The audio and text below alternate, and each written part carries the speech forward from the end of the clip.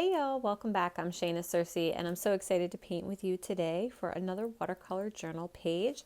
This is the one we did last time. Today we're going to be doing a little forest scene with light and shadow and talking about light and shadow, so make sure to stick around.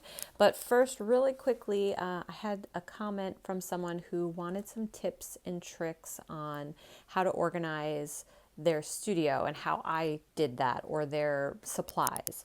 So the short answer is I'm not very good at it.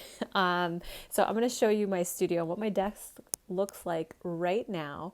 Now, my caveat is probably once a week, I really do go through and reorganize all of my supplies. And one of the biggest saving graces is that I do a lot of my painting in journals and then only bigger pieces on loose paper. I didn't always do it that way, but most of my paintings are right now are in journals. So my biggest organizational tool is that I paint in journals. So for a lot of my work. So those are all kept together on a bookshelf. But here, let me show you the rest of my studio before we get to our forest painting. All right, so this is what my desk looks like right now. Super not very organized. I got everything I need kind of within reach for this video, but things I'm not even using, sketchbook, random stack of cups that I use for classes sometimes, a bunch of spray bottles, a basket over there of scrap paper, which is actually very helpful. I put all my scrap papers in there so I can use the backs for swatch cards. But generally, this is what my desk looks like. I do put my brushes in this Padfolio. It usually stays open and flat as they dry. That is probably my most organized piece of equipment other than like my palette itself. So I can at least find all of my brushes that I use regularly. So this is what my desk looks like. You only get to see this tiny little bit.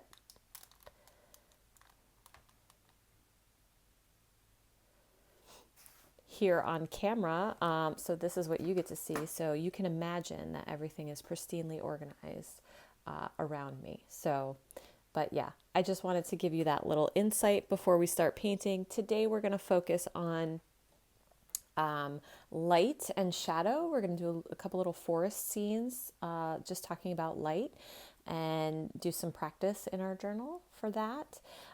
So I can certainly give some tips and tricks on how to organize and some things I have for when I travel with my paints and keep things organized. But yeah, okay, I'm not an expert at it by any means. All right, so let's get started with our practice with light and shadow. So I'm going to do a couple little forest scenes with trees and just talking about how light will create shadows in that situation.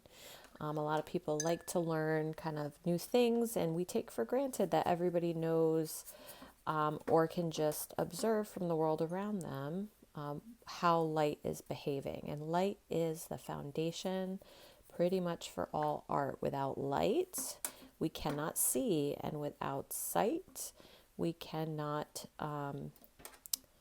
experience visual arts with our eyes anyway. There's lots of ways to experience the arts with multiple senses, but this is that one. So let's talk about light. So we're going to create a little forest scene. We're going to keep this simple. I'm going to use a little bit of phthalo blue. I was also reminded in the comments that I say phthalo a lot without the blue part. There are other phthalo colors like green.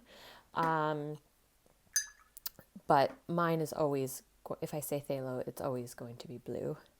I don't have any phthalo green in my palette. And I'm going to use some sap green. Try to keep it a little simple.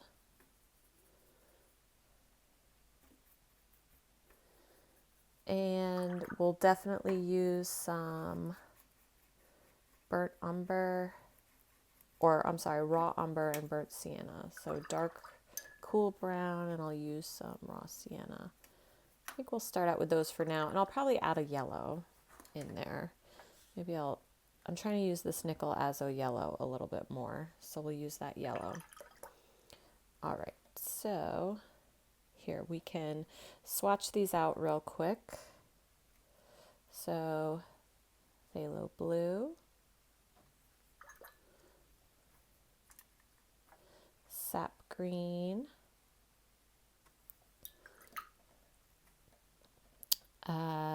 this is the nickel azo yellow, and I said raw umber,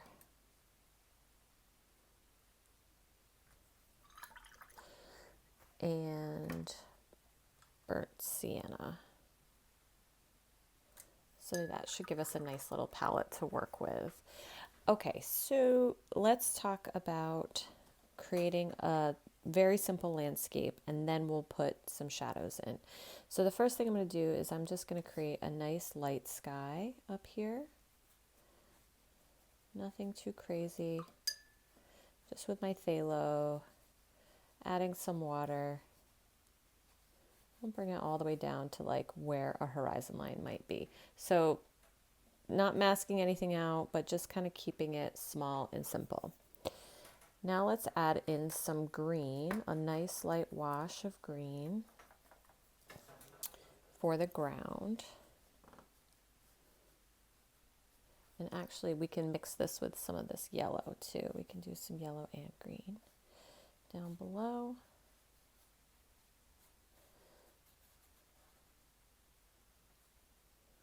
There we go.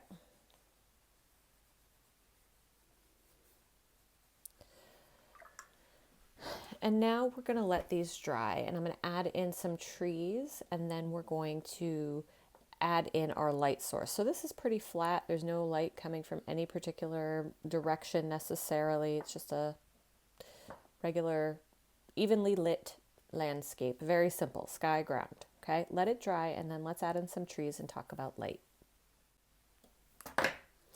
All right, we're back and everything is dry here. So let's add in some trees, but let's first talk about where our light source is going to be.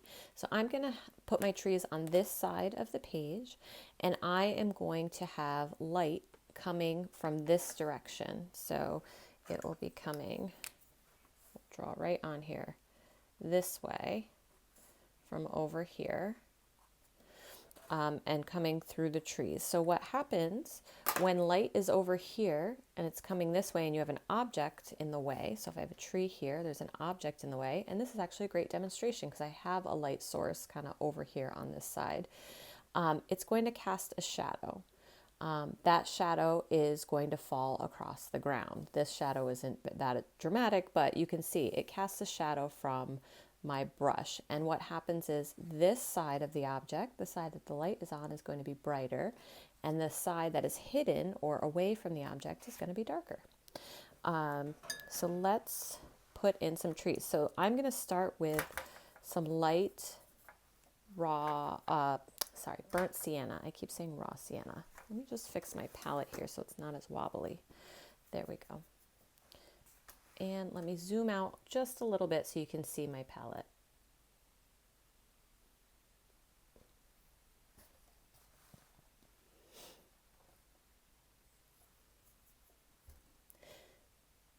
There we go, a little better. All right, so let's start with our first layer. I'm using a size, I didn't go over supplies, size 10 round brush. I also have a size 4 I'll probably pull in here.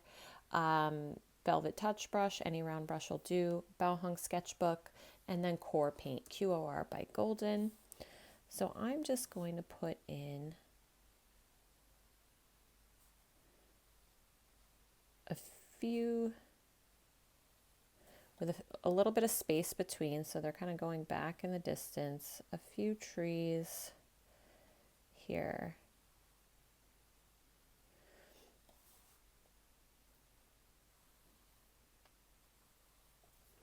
All right, so these are little trees. They're our forest next to us, and I did a light color, and now I'm going to take a darker color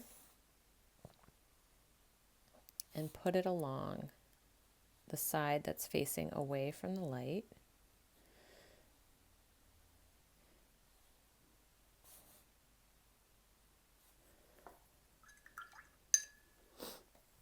can blend it out a little bit. Now this is just an exercise. We're not trying to get into the tiny details of things. We're not trying to make this a masterpiece. We're studying light and how to translate light and really just getting down to the basics. So I don't want you to get caught up in a lot of the details. We can add more details on later to the ground. So that looks, you know, okay. I'm going to switch to my size 4 brush and give it some branches. And I'll actually do some sap green. So same thing, I'm going to give it a little bit of a canopy up here. And we're going to start light with the yellow.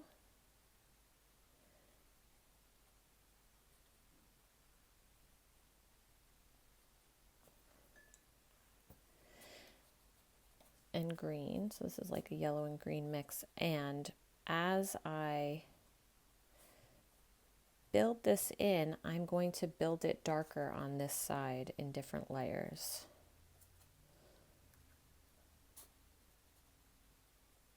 So a lot of times when you're starting a piece, whether you're going from your imagination or you're copying from a photo, which is highly advisable, or you're copying from real life, like plein air, you're out observing something, the first thing you want to do is look for your light.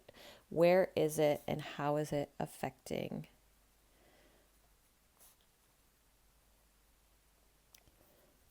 How is it affecting your landscape in front of you or the objects in front of you, whatever it is? I mean, this applies to when you're painting a glass, a person's face, a sneaker, whatever you're painting. And I'm making the lighter side a little more yellow, just to give the impression that the light, the sunlight is a little yellow. And you can even do that on the trees. That's kind of why I went with burnt sienna, to give it a reddish yellow tint to it, but we can give it a little sunlight on our trees. All right, so let's put in some more sap green. I'm like running out of sap green. I just got some in the mail though the other day, finally. They sent me the wrong one and I had to quickly be like, this is wrong. This is not correct. Please send me the right color. They sent me Payne's gray, but it was labeled as sap green. It was so bizarre. Like there was an extra weird little label on it. All right, so we have some canopy in our trees. Darker on this side, lighter on this side. Now, here's where I think the magic happens. We're going to focus on the ground and what the light is doing. So all of these trees, these objects, they're in the way. They're blocking light. So there shouldn't be this much light on the ground. It needs to be darker. So we're going to go with some darker sap green, because the ground is green. And actually I'm going to give it, so we don't want to just put gray over top of it. We want to go with the color that the ground already is. And do a darker version of that that is tinted with either black or gray, or it's just a more saturated version of itself. I'm going to tint this with a little bit of Payne's gray just to desaturate it a little bit. All right, so if your light is coming from this way, depending on how you can make your shadows go straight across, you can make your light this way and have your shadows come down at an angle. So whatever the shadows do, that is going to tell the viewer where the light is. So I'm going to have ours kind of going across the page this way from the base of the tree out. And you can put shadows in for things you can't see also, like things that are further over here, they'll still cast a shadow.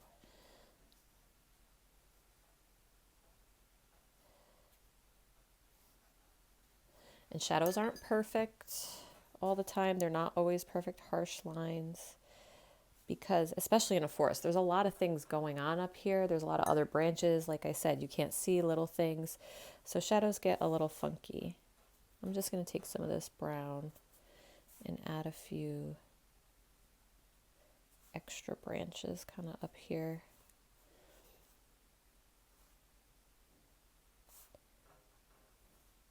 and then even darken the side of our trees a little bit more.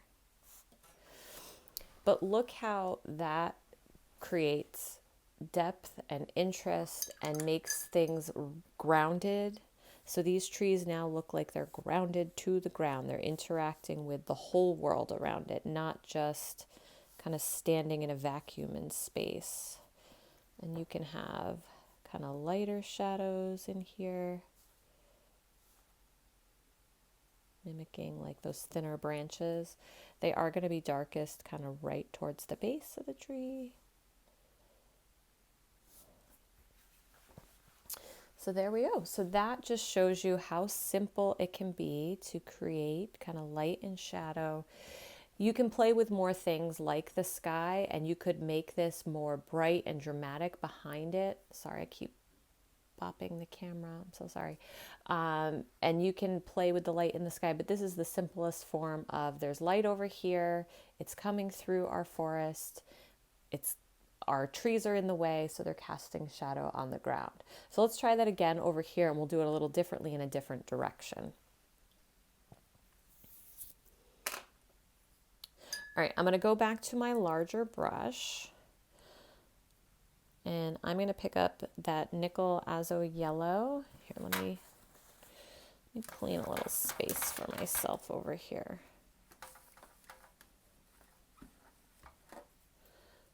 All right, so I'm going to pick up some of this yellow, and I'm going to start the sky with yellow.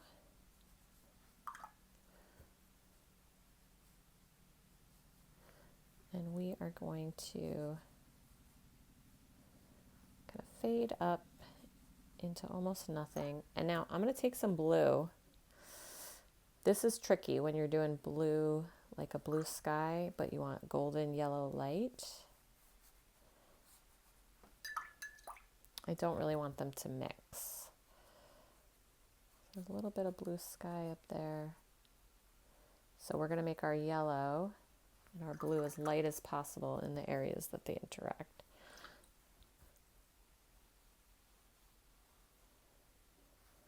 There we go. So they're not actually really mixing. They're just fading off into white.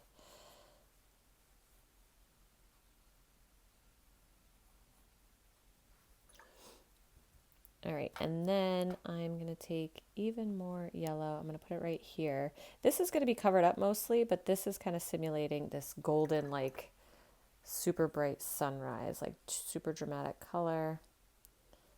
And then right here at the horizon, we're going to make it very light.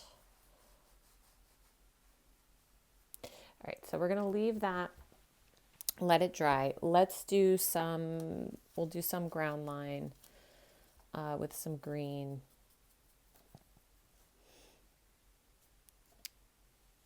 In here. And then we're just going to bring this down to a lighter kind of yellowy green color down here. Don't worry, this will make sense, I think. Sometimes when I'm doing this with y'all, I'm experimenting too. I don't know what's going to happen. I mean, I pretty much know what's going to happen, but you never stop learning in art. Okay, so we're going to leave that the way it is. We're going to put in trees again, but we're going to put trees in the center, and the light is going to be coming from behind, so our shadows are going to be coming down in front of us, and I'll show you a little bit about perspective. So let that dry, and we'll come back. All right, we're back, and we're going to do the same thing. So I'm going to build in some tree trunks here. I'm going to use this lighter color, but we're definitely going to go a lot darker because these are backlit trees, and we're going to try to do lots of different widths. I'm going to start a few down a little closer. So these are going to go darker. I'm going to leave a little bit of light on the edges, but they're backlit, so mostly they're in silhouette, and we're going to create lots of them. Creating lots of depth So you're seeing just a little bit of this forest through there. I'm being really kind of sloppy and messy.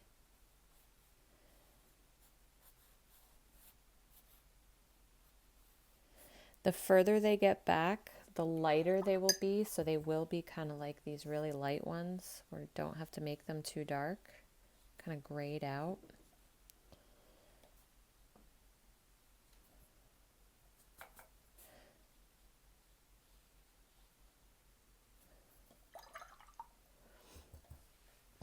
All right, let's switch to, I'm going to switch to this raw umber.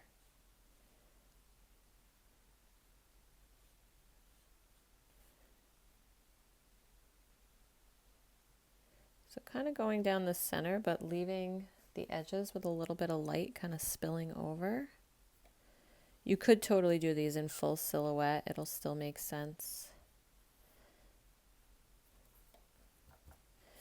And then raw umber in the background.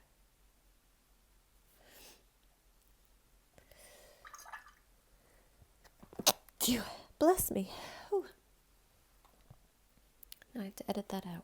Maybe I'll leave it in.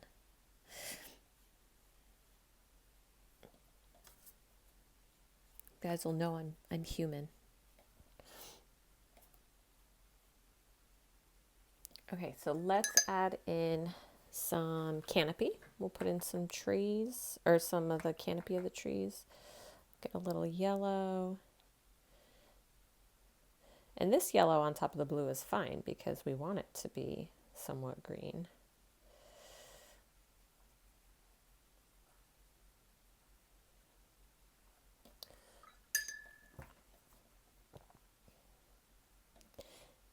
But the same thing, kind of around the edges, you can leave it this yellow light, but as we get towards the bottom, certainly, in the front, we want this to be darker, but feel free to leave like little peaks of light kind of coming through.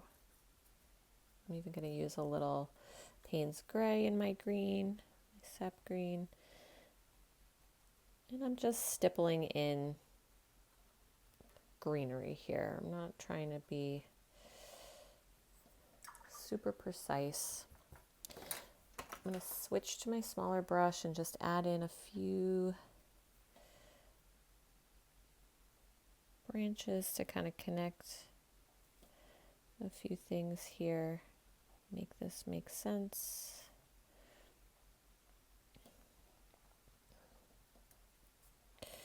So this is looking pretty good. A lot of people might stop here and be like, okay, I have trees, I have a ground, I have a sky, I got some branches in there, they look okay. But adding in the shadows is going to make a huge difference, a dramatic difference. All right, so we got some branches in there. Same thing, let's go with sap green. Now, with perspective, something that's further away from you and it's casting a shadow and it's coming out towards the viewer, it's not going to come straight on. Maybe this one will come pretty straight on, but it's going to be thinner here and it's going to get wider as it comes towards you. And then these are all going to kind of fan out a bit away. And again, they're going to meet the tree branch there, but then they're going to get wider. And don't forget, we have shadows being cast kind of all through this big thicket.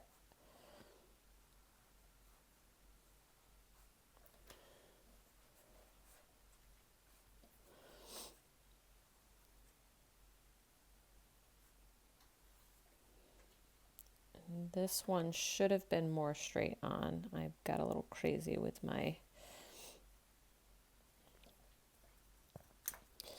All right, so now I'm even going to take some darker color towards the base. Make some of these even a little darker.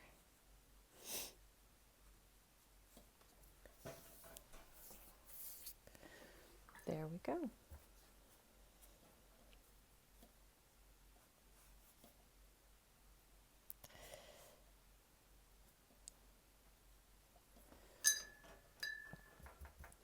And that is how we tell the viewer where the light is coming from.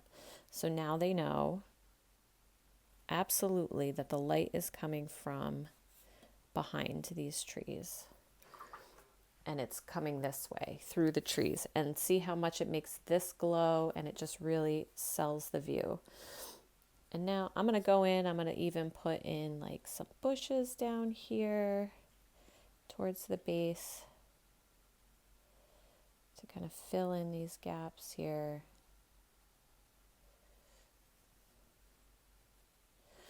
Because the more contrast we put in here, the more this looks like it's super bright.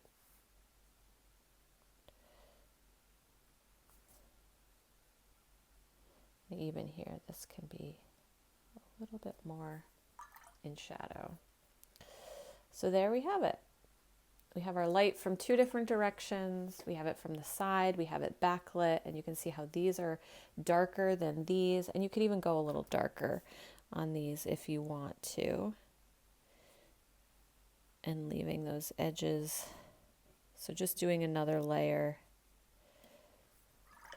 There we go. So look at that. And then as you go further back, and these lighter ones back here, they're really catching the light and giving off that idea of a glowing background. So thank you so much for painting with me. I'm Shayna Cersei. Don't forget to check out the description of the video for links to supplies and materials that I use regularly. Leave a comment, like, subscribe to the channel if you haven't done so already, and welcome if you're new. Thank you for joining me. We do watercolor journal pages a couple times a week, every week, and it's a lot of fun, and I encourage you to journal every day if you can. And thank you so much to my super thanks contributors. You're amazing, amazing, amazing. Thank you so much. And I think that's it. All right. Well, thank you so much for joining me. We will be back very soon for another watercolor journal page. Until then, keep practicing, keep journaling, and I will see you soon. Take care, y'all.